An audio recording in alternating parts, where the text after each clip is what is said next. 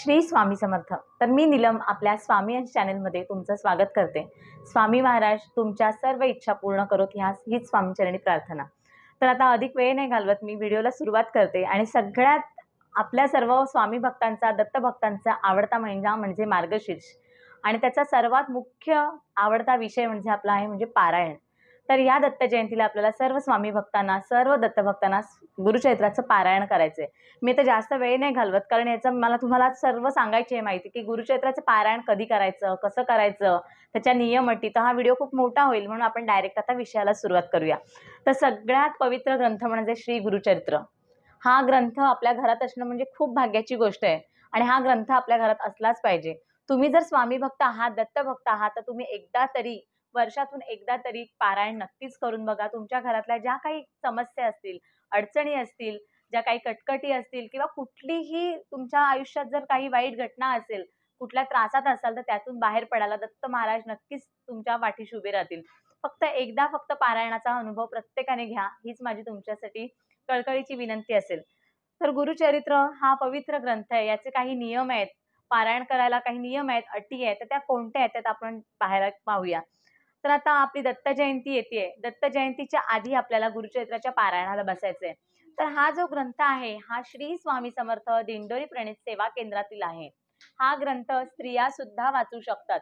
आपला जो मुख्य ग्रंथ आहे गुरुचरित्राचा त्यामध्ये काही ओव्या आहेत, ज्या ओव्यांमुळे स्त्रियांनी जर त्या वाचल्या तर त्याच्यामुळे स्त्रियांना काही त्रास होतात, ओटीपोटाचे किंवा अजून काही पोटाचे काही विकार होतात आणि ते होऊ नयेत म्हणून तेव्हा पहिल्या काळात सांगायचं की गुरुचरित्राचं पारायण हे फक्त पुरुषांनी करायचं, स्त्रियांनी करू नये। पण आपल्या परमपूज्य गुरुमाऊलींनी आपल्याला दिंडोरी प्रणित सेवा केंद्रातून आपल्याला हा गुरुचरित्राचा जो ग्रंथ दिलाय त्यातून ज्या ओव्या आहेत ज्यांनी स्त्रियांना त्रास होत होता तर त्या ओव्या त्यांनी त्याच्यातून वगळल्या। त्याच्यामुळे तुम्ही हा ग्रंथ तुमच्या जवळच्या दिंडोरी प्रणित सेवा केंद्रातून घ्या प्रत्येकाने। अजून 8 दिवस बाकी आहेत आपल्याकडे, तर प्रत्येकाने हा ग्रंथ आणा आणि पारायणाला नक्कीच बसा।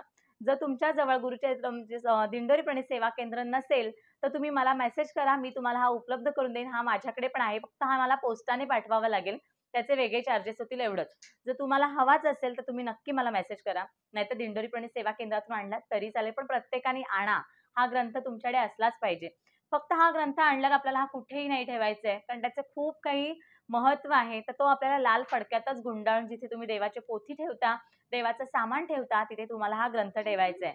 तर गुरुचरित्राचं पारायण कसं करायचं, तर गुरुचरित्राचं पारायण ह्या आपल्याला दत्त जयंतीच्या आधी करायचंय। तर 20 डिसेंबरला आपल्याला सुरुवात करायची आहे आणि त्याची सांगता आपल्याला 27 डिसेंबरला करायची आहे। असं 7 दिवसाचं पारायण आहे, 8व्या दिवशी आपल्याला त्याचं समाप्ती करायची आहे। तर आता गुरुचरित्राचं पारायण कोण करू शकतं हा सगळ्यात महत्त्वाचा प्रश्न आहे। तर गुरुचरित्राचं पारायण कोणीही करू शकतं, स्त्रिया करू शकतात, पुरुष करू शकतात, कोण मुलगा असेल, तुमच्या घरातली मुलगी असेल, अगदी विधवा स्त्री सुद्धा पारायण करू शकते। आता पारायण करायला वस्त्र काय घालावी, तर स्त्रियांनी अवश्य साडीच नेसायची, ड्रेस घालू नये किंवा पंजाबी ड्रेस किंवा अजून कोणतेही कपडे घालायचे नाही, फक्त साडी घालायची आपल्याला। पारायण करताना स्त्रियांनी साडी घालायची, हातात बांगड्या घालायच्या, कपाळाला कुंकू लावायचं आणि आपल्याला पारायणाला बसायचंय। हे वस्त्र जे असतं ते रोज स्वच्छ असलं पाहिजे। तुम्ही एकच साडी नेसलीत रोज तरी चालेल, फक्त ती तुम्ही वाचनापुरती नेसा आणि साईडला ठेवून द्या। फक्त अंगावरचं जे वस्त्र आहे ते धुतलेलं असलं पाहिजे, कालच्या दिवशीचं आजला घालायचं नाही, वस्त्र स्वच्छ असलं पाहिजे। त्यानंतर हा आता ग्रंथ जो आहे तो दिंडोरी प्रणित सेवा केंद्रामध्ये मिळेल। आता पुढचं की पारायण कधी करता येतं, तर दत्त जयंतीला करता येतं, स्वामींची जेव्हा पुण्यतिथी असते तेव्हा करता येतं, श्रावणात करता येतं किंवा तुमच्या मनातली जर काही इच्छा असेल ती पूर्ण व्हावी असे जर तुमचं मत असेल तर तेव्हा सुद्धा तुम्ही गुरुचरित्राचं पारायणाला बसू शकतात। पारायण हे 1 दिवसाचं करायचं नाही, शक्यतो पारायण हे 7 दिवसाचंच करायचं, कारण 1 दिवसाचं जे पारायण असतं ते आपल्याला दत्तधाम आणि राष्ट्रसेवेसाठी करायचं असतं। तर त्यानंतर आता पारायण कधी करायचं, वाचनाला कधी सुरुवात करायची, तर पहाटे 3 वाजल्यापासून सायंकाळी 4 वाजेपर्यंत तुम्ही कधीही हे पारायण करू शकता। फक्त दुपारी 12 ते 12:30 या काळात आपल्याला पारायण करायचं नाही, कारण ही जी वेळ आहे 12 ते 12:30 ती दत्तगुरूंच्या भिक्षेची वेळ आहे। त्या टायमिंगला दत्तगुरू भिक्षेसाठी बाहेर पडलेले असतात। जर तुम्ही वाचायला बसलात आणि 12 वाजले तर तुम्हाला तिथेच तुमचं वाचन थांबवायचंय आणि 12:30 नंतर पुन्हा चालू करायचंय। आणि वाचन करताना शक्यतो एकाच जागेवर बसूनच करा। आणि कोणाशी त्या काळात म्हणजे वाचनाच्या वेळी कोणाशी बोलायचं नाही किंवा कोणतंही बाकी संभाषण करायचं नाही, फक्त आपल्याला वाचनच करायचंय. जसं आपण दुर्गा सप्तशतीच्या पारायणाला बसतो तसं. त्यानंतर ग्रंथ हा आपल्याला जो आहे तो आपल्याला एकाच ठिकाणी ठेवायचा, तो सारखा हलवायचा नाही. जेव्हा आपण पूजा करू, आता मांडणी काय करायची आहे, तर मांडणी वेगळी अशी काही नसते. एक चौरंग घ्या किंवा पाट घ्या आणि जेव्हा आपण हे पोथी वाचू तेव्हा फक्त आपलं जे चेहरा आहे, मुख आहे ते पूर्वेकडे असलं पाहिजे किंवा उत्तरेकडे असलं पाहिजे, एवढीच अट आहे. चौरंग घ्या, चौरंगाच्या इथे रांगोळी काढा, त्याच्यावरती तुमच्याकडे जर दत्तगुरू महाराजांची मूर्ती असेल किंवा फोटो असेल, जर तो नसेल तर आपल्या स्वामी महाराजांची मूर्ती किंवा फोटो असेल तर तो घ्या, तो ठेवा त्याच्या बाजूला, म्हणजे स्वामी महाराज किंवा दत्त महाराजांच्या उजव्या बाजूला, आणि आपल्या डाव्या हाताला तुम्हाला कलशाची स्थापना करायची. कलश कसा स्थापन करायचा, मंगल कलश कसा स्थापन करायचा हे प्रत्येकाला माहिती आहे, तरी पण शॉर्टमध्ये सांगते. पाणी घ्या, कलशात हळदी कुंकू वाहा, त्याच्यात फूल घाला, त्याच्यानंतर 1 रुपयाचं नाणं आणि सुपारी, आणि त्याच्यावरती तुम्हाला विड्याची किंवा नागवेलीची पानं असतील ती ठेवायची आणि त्याच्यावरती नारळ ठेवायचा आहे. आता तुम्ही म्हणाल की आमच्या घरात मंगल कलश आहे तर हा कलश वेगळा मांडायचा का, परत आम्ही मार्गशीर्षचा कलश वेगळा मांडणार. तर तिन्ही कलश वेगवेगळ्या कारणांसाठी आपण मांडतो.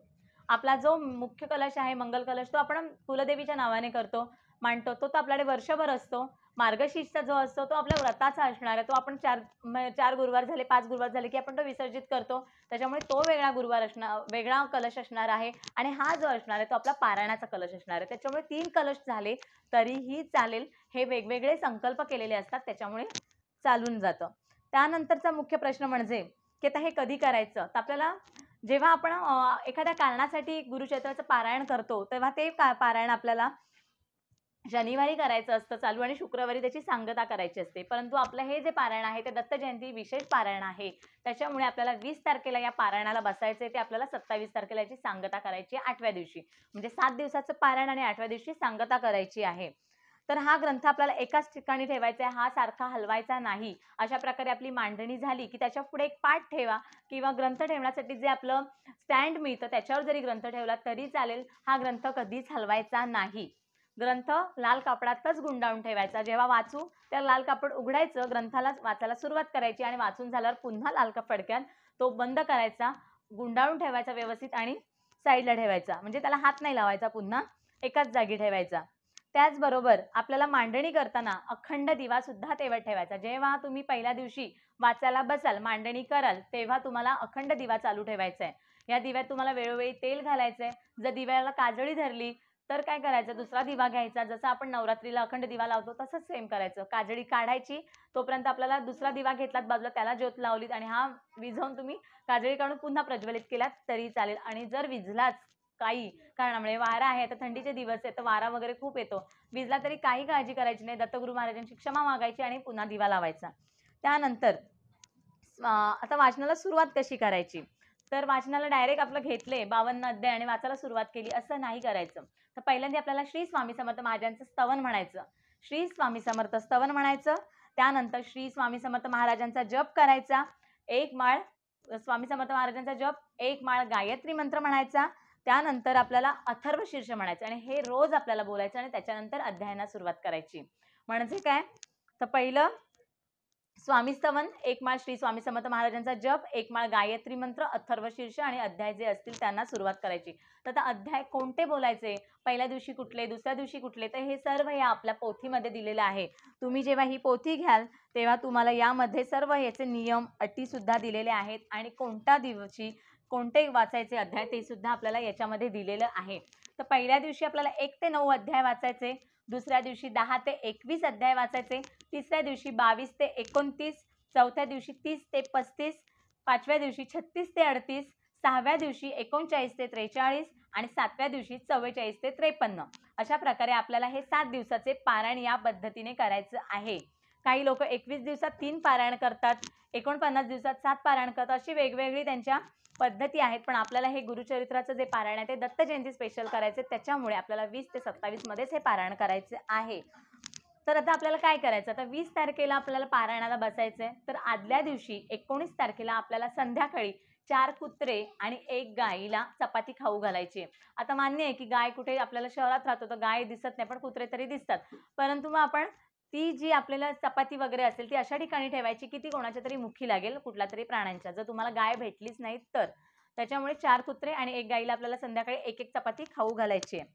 त्यानंतर सगळ्यात आता महत्त्वाचं म्हणजे त्याची अटी काय आहेत आणि नियम काय, तर त्याच्याकडे आपण वळूया. आता मी तुम्हाला पारायण कधी करायचं, कसं करायचं, कोणी करायचं, कधीपासून सुरुवात करायची हे सगळं सांगितलं. आता नियम काय आहेत. काही लोकं खूप घाबरतात, की अरे याचे खूप नियम कडक आहेत किंवा खूपच काहीतरी याच्या अटी आहेत, त्याच्यामुळे आपण पारायणाला बसत नाही. प्रत्येकाची इच्छा असते, की गुरुचरित्राच्या पारायणाला बसायचंय.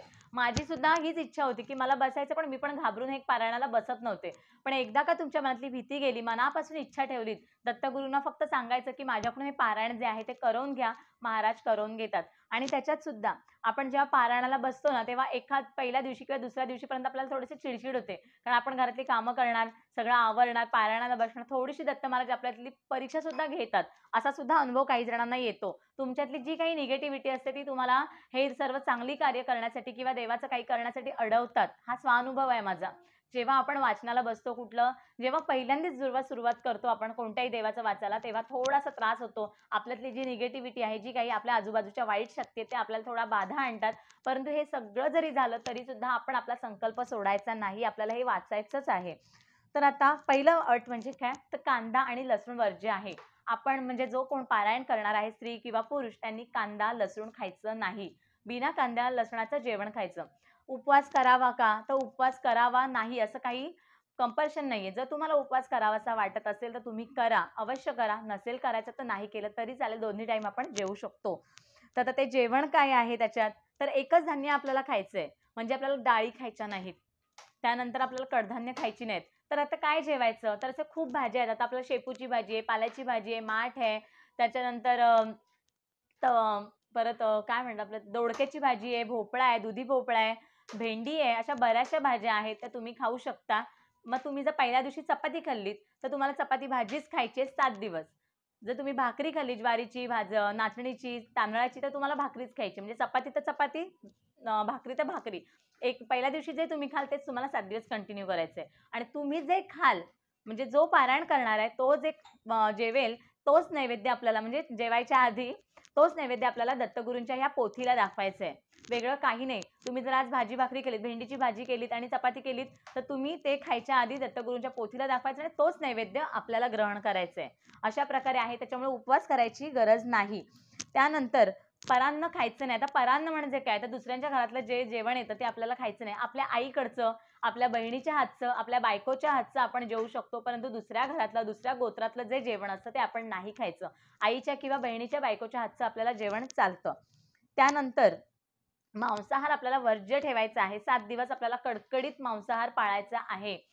घरातच नाही, पण घराच्या बाहेर सुद्धा आपल्या घरातल्यांनी खाऊ नये. म्हणजे घरात तर तुम्ही मांसाहार बनवायचा नाहीच आहे. परंतु तुमच्या घरातले जर बाहेर जाऊन खाणार असतील तर तेही करायचं नाहीये. मद्यपान पूर्णतः वर्ज्य आहे. घरात पण करायचं नाही आणि बाहेर पण नाही. फक्त पाळणाऱ्यांनीच नाही तर घरातल्या सर्व सदस्यांनी मांसाहार, मद्यपान पूर्णतः बंद ठेवायचं आहे. त्यानंतर ब्रह्मचर्य पालन करायचं आहे. 7 दिवसामध्ये आपल्याला कोणतेही संबंध ठेवायचे नाहीत. जेव्हा तुम्ही झोपाल, म्हणजे जो कोण पारायण करणार आहे त्याने आपल्या दत्त महाराजांची जिथे आपण मांडणी केली आहे, जिथे आपण पारायणाला बसतो तिथेच आपल्याला झोपायचं आहे. आपल्या पारायणाच्या पूजेच्या जवळ. शक्यतो झोपताना डाव्या कुशीवर झोपा. आता झोप लागली तर आपण कसंही झोपतो, पण झोपू तेव्हा आपण डाव्या कुशीवर झोपा. त्याच्याही मागे काहीतरी रिझन आहे. ते म्हणजे आपण जेव्हा डाव्या कुशीवर झोपतो तेव्हा दत्त महाराज आपल्याला स्वतः स्वप्नात येऊन काहीतरी दृष्टांत देतात. असे काही ना काहीतरी आपल्याला अनुभव येतात. त्याच्यासाठी शक्यतो डाव्या कुशीवर झोपा. झोपताना आपल्याला चटईवरच झोपायचंय किंवा घोंगडीवर झोपायचंय, गादीवर झोपायचं नाही. त्याचबरोबर आपल्याला जेव्हा आपण बसू दिवसभरात कुठे, तर तेही आपल्याला लादीवर खाली बसायचंय किंवा एक चटई घाला आणि चटईवर बसा. गादीवर, सोफ्यावर कुठेही शक्यतो बसू नका. आता काही जणांना त्रास असतो की खाली झोपायला होत नाही, वरती झोपावं लागतं. तर त्यांनी काय करायचं, म्हणजे आपला सोफा असतो त्याच्यावरची गादी काढायची, त्याच्यावर साधी चटई घालायची किंवा घोंगडी घालायची आणि त्याच्यावरती आपल्याला झोपायचंय, गादी घ्यायची नाही. आता जर आपल्या पारायणाला आपण खाली बसतो आसन घेऊन. आता काही लोकांना गुडघ्याचे वगैरे त्रास असतात, तर त्यांनी काय करायचं, तर त्यांनी खुर्ची घेऊन ह्या पारायणाला बसलात तरीही चालेल. तुम्हाला आज जर पारायणाला बसताना प्रॉब्लेम होत असेल मांडी घालून खाली बसायला, तुम्ही आज जर खुर्चीवर बसताय, तर तुम्ही जर पुढचं पारायण कराल, तेव्हा तीही तुमची इच्छा दत्त महाराज नक्कीच पूर्ण करतील आणि तुम्ही पुढच्या वेळेला नक्कीच खाली बसून पारायण करू शकता. एवढी दिव्य शक्ती या ग्रंथामध्ये आहे. जर एखादा नियम तुम्हाला यावेळी पाळता येत नसेल तर तुम्ही फक्त महाराजांची क्षमा मागा आणि त्या पारायणाला बसा. तो नियम पुढच्या वेळेला दत्त महाराज स्वतः तुमच्याकडून पूर्ण करून घेतील. तर त्यानंतर पुरुष जर बसणार असतील पारायणाला तर त्यांनी दाढी वाढवायची नाही. दाढी शक्यतो स्वतःच करायची. त्याचबरोबर चामड्याच्या चप्पल घालायच्या नाहीत. तर कुठल्या घालायच्या? रबरी वगैरे चप्पल तुम्ही घालू शकता किंवा मग तुम्ही चप्पल नाही घातल्यात 7 दिवस तरी चालेल. पण तेही शक्य नसतं. आपण ऑफिसला वगैरे जाणार असो किंवा काही कामानिमित्त बाहेर जातो तर त्याच्यासाठी रबराच्या चप्पल वापरा. चामडं वापरायचं नाही. त्याचबरोबर पुढचा नियम म्हणजे पारायण बसायच्या आधी, आता हे तर मुख्य आहे. आता स्त्रिया जर पारायणाला बसत असतील तर प्रत्येकाने आपली मासिक पाळीची जी तारीख आहे ती चेक करा आणि मग बसा. तुम्हाला अंदाज असतो आपल्या महिन्याच्या मासिक पाळीचा, तर ती तारीख बघा आणि मग बसा. आता माझी तारीख आहे आता आणि मी बसले पारायणाला आणि जर 2 दिवसांनी डेट आली तर असं होऊ नये याच्यासाठी सांगते. कारण का तर आपल्याला हे गुरुचरित्राचं पारायण अर्धवट सोडायचं नसतं, ते आपल्याला पूर्णच करायचं असतं. हा सुतक सुवेर आलं हे तुमच्या हातात नसतं. सुवेरचा आपल्याला थोडासा अंदाज असतो. आपल्या घरात कोण जर प्रेग्नंट असेल तर थोडासा आपल्याला म्हणजे अंदाज असतो की बाबा या काळात होऊ शकतं. तर शक्यतो नका बसू, कारण मग तेव्हा तुमचं पारायण अर्धवट नाही ठेवायचं. सुतक आलं तर काही ऑप्शनच नाही. देव करो आणि अशी वेळ कोणावर येऊ नये. तर कोणाच्या दुसऱ्यांच्या सुद्धा अंत्यविधीला आपल्याला जायचं नाही. वाईट कोणत्या कार्याला आपल्याला असं जायचं नाहीये. कोणीच नाही जायचं. तुम्ही पारायण करत असाल तर नाही जायचं. घरातल्यांनी सुद्धा शक्यतो जाऊ नका. आणि जर तुमच्याकडे डेट असेल तर ती तुम्ही बघूनच तुम्ही या पारायणाला बसा. तर बाकी अजून काय आहे? आणि जर सुतक आलंच तर काय करायचं?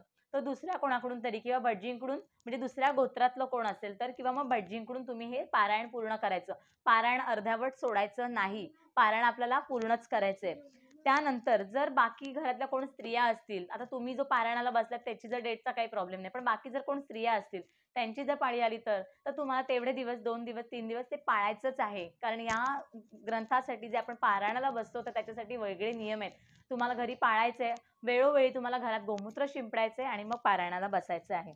त्याचबरोबर आता आपलं हे पाठ आपले अध्याय जे आहेत ते सकाळी तुम्ही कधीही वाचू शकता. ते सांगितलंय मी 3 नंतर संध्याकाळी 4च्या आत वाचू शकता. 12 ते 12:30 वेळ सोडल्यास. जर तर तुम्ही सकाळी मी तर म्हणेन शक्यतो सकाळी बसा. कारण सकाळची जी वेळ असते ती खूप शांत असते, निवांत असते आणि आपण शुद्ध अंतःकरणाने बसणार असतो. त्याच्यामुळे स्नान करून पूजा वगैरे झाल्या लगेच जर तुम्ही पारायणाला बसला तर 2 ते 2.5 तासात आपलं हे वाचून होतं आणि तेव्हा आपलं मन एकाग्र होतं. त्याच्यामुळे शक्यतो सकाळी बसला तर खूप चांगलं. आणि तुम्हाला दिवसभरात म्हणजे संध्याकाळ नंतर वाचून झाल्यावर कधीही संध्याकाळी किंवा झोपायच्या आधी तुम्हाला विष्णू सहस्त्रनाम बोलायचंय. जर तुमचं विष्णू सहस्त्रनाम तुम्हाला बोलता येत नसेल, वाचता येत नसेल ते YouTubeला लावून द्या. आणि पण जेव्हा तुम्ही YouTubeला लावाल तेव्हा तुम्ही पोथीच्या समोर बसलेलं पाहिजे आणि तुम्ही ते तुमच्याकडे पुस्तकात तुम्ही वाचण्याचा प्रयत्न करा. जेव्हा तुमच्या तोंडातून ते बाहेर पडतील वाक्य तर त्याचं तुम्हाला फळ जास्त मिळतं. कारण दिवसभरात जरी आपण पारायणाला बसलो तरी काही ना काहीतरी आपल्याकडे चुका होतात किंवा मनात काही विचार येतात, भलते विचार येतात, वाईट विचार येतात, येऊ शकतात. माणूस आहोत आपण. तर त्याच्यासाठी आपल्याला क्षमा मागण्यासाठी हे विष्णू सहस्त्रनामाचं पठण करायचं असतं. तर विष्णू सहस्त्रनाम सुद्धा वाचा. तुम्ही जेव्हा पारायणाला बसता तेव्हा पूर्ण शुद्ध अंतःकरणाने करायचे. कोणाचे वाईट विचार आपल्याला मनात नाही आणायचे. कुठलेही वाईट शब्द आपल्याला उच्चारायचे नाहीत. पूर्ण लक्षच द्यायचं नाही आपण. जरी काही वाईट आपल्या घरात कोण बोलत असेल किंवा जर आपल्याला मुद्दाम कोण त्रास देत असेल तर आपल्याला सरळ इग्नोर करायचंय. कारण आपल्याला आपल्या तोंडातून वाईट काही बोलायचं नाही. या काळात पूर्ण आपल्याला 7 दिवस फक्त दत्त महाराजांची भक्ती करायची. शांत राहायचंय. दत्त महाराजांचं आपल्याला फक्त मंत्र म्हणायचे, स्तोत्र म्हणायचे किंवा त्यांचंच फक्त ध्यान करायचंय. त्यानंतर हे नियम सर्व पाळूनच आपल्याला पारायणाला बसायचं. एवढेच नियम आहेत, असे वेगळे काही खूप नियम नाहीत. कारण मोस्टली ना असं आपल्याला खूप घाबरायला होतं की अरे बापरे पारायणाला बसायचे त्यांचे नियम कठीण आहेत. तर काही नाही, हे फक्त एवढेच नियम आहेत जे आपले रेग्युलर आहेत. ह्याच्यात काही असं वेगळं नाहीये आपल्याला. तर त्याच्यानंतर आता तुम्ही म्हणाल की पारायणाचे तुम्ही नियम सांगितलं, अटी सांगितलं, तर सांगता कशी करायची? तर सांगता जी असते 7 दिवसाच्या पारायणाची सांगता 8व्या दिवशी करायची असते. म्हणजे आपण 20 ते 26 आता पारायण केलं तर 27 तारखेला 27 डिसेंबरला आपल्याला पारायण करायचं. 20 ते 26 तुम्ही 7 दिवस तुम्ही अध्याय वाचणार बरोबर. 8व्या दिवशी म्हणजे 27 डिसेंबरला याची तुम्हाला पारायणाची सांगता करायची. तर ती कशी करायची? आणि एक मुख्य सांगायचं माझ्याकडून एक राहून गेलं ते म्हणजे आपल्याला सकाळ संध्याकाळ म्हणजे सकाळची 10:30 आणि संध्याकाळी 6:30ची आरती घ्यायची दत्त महाराजांची. रोज तुमचं वाचून झालं की सुद्धा तुम्ही एकदा आरती घ्यायची, ओवाळायचे, व्यवस्थित दत्त महाराजांकडे नमस्कार करायचे आणि मग 10:30ची आरती आली की 10:30ची आरती घ्या, संध्याकाळची 6:30ची आरती घ्या. मग दत्त महाराजांची घ्या, स्वामींची घ्या आणि डायरेक्ट आपण दत्त महाराजांची नाही घ्यायची. कधी पण पहिली गणपतीची आरती करायची आणि मग दत्त महाराजांची किंवा स्वामींची आरती घ्यायची. त्यानंतर 7 दिवस आपल्याला सांगता करायची कशी, तर 8व्या दिवशी आपल्याला म्हणजे 27 डिसेंबरला तुम्हाला सकाळी लवकर उठून नैवेद्य वगैरे करायचं. वाचन तर आपलं आदल्या दिवशी पूर्ण झालेलं आहे, त्याच्यामुळे आपल्याला 8व्या दिवशी वाचन नसणार आहे. तर सकाळी लवकर उठून पहिलं स्नान वगैरे करून, पूजा वगैरे करून तुम्हाला नैवेद्य बनवायचे. तर हे नैवेद्य किती बनवायचे, तर आपल्याला 4 नैवेद्य काढायचे.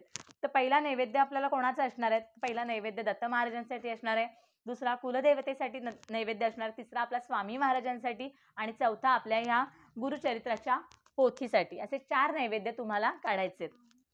तर हा जो आपला गुरुचरित्राच्या पोथीला आपण जो नैवेद्य दाखवणार, तो तुम्हाला गाईला खाऊ घालायचा आहे. आता शहरात राहतोय, आजूबाजूला जर कुठे गाय नसेल, तर तुम्ही तो नैवेद्य ग्रहण केलात तरी चालेल आणि जे उर्वरित 3 नैवेद्य आहेत, ते घरातल्याच व्यक्तींनी खा. बाहेर हा नैवेद्य कोणालाच द्यायचा नाही.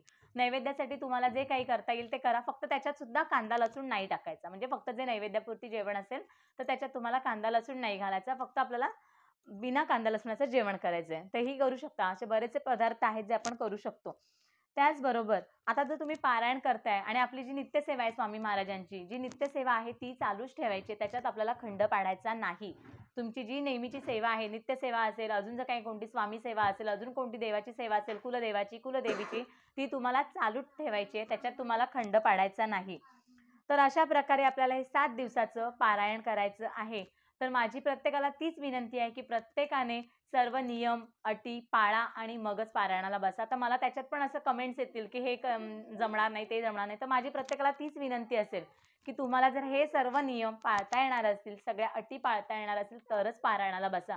कारण आपल्या स्वामी महाराजांसारखं हे पारायण नाही. आपले स्वामी महाराज खूप दयाळू आहेत. त्यांच्या कुठल्याही नियम अटी नसतात कोणत्याही सेवेसाठी. परंतु हा जो गुरुचरित्राचा जो ग्रंथ आहे, हा अत्यंत पवित्र आहे आणि त्याचं पावित्र्य आपल्याला खूप राखायचं आहे. त्याच्यासाठी माझी विनंती आहे, हे जर सगळे नियम तुम्हाला पाळता येणार असतील तर आणि तरच तुम्ही गुरुचरित्राच्या पारायणाला बसा. पारायणाच्या शेवटच्या दिवशी सांगता असेल, तेव्हा जर तुम्ही एखाद्या जोडप्याला जेवू घातलत घरी तरी चालेल किंवा नाही जर जोडपं मिळालं तर एखाद्या स्त्रीला, एखाद्या सुवासिनीला तुम्ही जेवायला बोलवलं तरी चालेल. काही वेळी ते शक्य नसतं, ऑफिसला जाणारे असतात किंवा कोण जवळपास ओळखीचं नसेल, तर काय करायचं? तसं नाही झालं तरी चालेल. मग तुम्ही जवळच्या मठामध्ये किंवा दत्त महाराजांच्या मंदिरामध्ये, स्वामींच्या केंद्रामध्ये जाऊन तुम्ही आपल्या परीने आपल्या परीने एखादी तुम्ही दक्षिणा सुद्धा गुप्तदान करू शकता. अन्नदानासाठी किंवा गुप्तदान सुद्धा करू शकता. तर अशा प्रकारे तुम्हाला हे गुरुचरित्राचं पारायण करायचं आहे. तर माझं प्रत्येक स्वामी भक्तांना, दत्त भक्तांना एकच विनंती आहे, की तुम्ही सुद्धा ह्या पारायणाला बसा आणि तुमच्या मनातल्या सर्व इच्छा, जे काही तुमच्या मनात, तुमच्या आयुष्यात जे काही त्रास आहेत, कटकटी आहेत, जे काही तुम्हाला इच्छा आहेत, त्या स्वामी महाराज पूर्ण करू दे, दत्त महाराज पूर्ण करू देत आणि तुमच्या पाठी दत्त महाराजांची, स्वामी महाराजांची अशीच कृपा राहू दे. हीच तुमच्या स्वामी महाराजांच्या चरणी प्रार्थना. तर व्हिडिओ इथेच थांबवते आणि जर तुमच्या मनात अजून काही प्रश्न असतील, काही म्हणजे तुम्हाला काही विचारायचं असेल तर मला कमेंट करा. मी तुम्हाला कमेंटद्वारे उत्तर देईन आणि हा व्हिडिओ जास्तीत जास्त लोकांपर्यंत शेअर करा. कारण अजून आपल्याकडे 8 दिवस बाकी आहेत पारायणाला बसण्यासाठी. तर जास्तीत जास्त लोकांपर्यंत हा व्हिडिओ जाऊ दे आणि अजून जास्तीत जास्त लोकं या पारायणाला बसू देत. हीच माझ्या मनातली म्हणजे खूप इच्छा आहे. आणि मी आता आशा करते, की मी जे काही तुम्हाला नियम अटी सांगितल्या असतील त्या तुम्हाला कळल्या असतील. तर आता व्हिडिओ इथेच थांबवते. धन्यवाद. श्री स्वामी समर्थ.